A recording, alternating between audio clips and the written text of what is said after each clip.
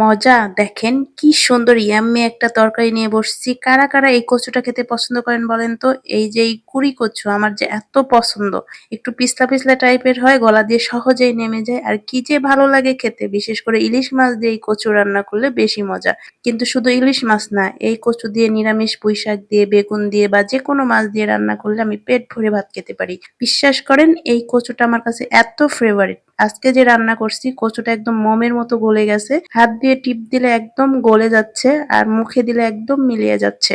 বিশেষ করে এই কচুটা আমার এত প্রিয় দেখেন। টিপ দিলেই একদম মোমের মতো গলিয়ে যায় আর মুখে দিলে তো একদম মিলিয়ে যাচ্ছে। অনেক মজা আজকের খাবারটা। এটা হচ্ছে দুপুরের খাবার ছিল। কারা, কারা কুড়ি কচু খেতে পছন্দ করেন। এই কচুটা কিন্তু শরীরের জন্য অনেক স্বাস্থ্যকর বা অনেক ভিটামিন, প্রোটিন আছে এই কচুর মধ্যে। এই কচুর তরকারি, ডাউল, ভর্তা সবকিছুই আমার কাছে অনেক ভালো লাগে। আপনাদের কাছে কেমন লাগে? আজকের দুপুরের খাবারটা অনেক মজা ছিল।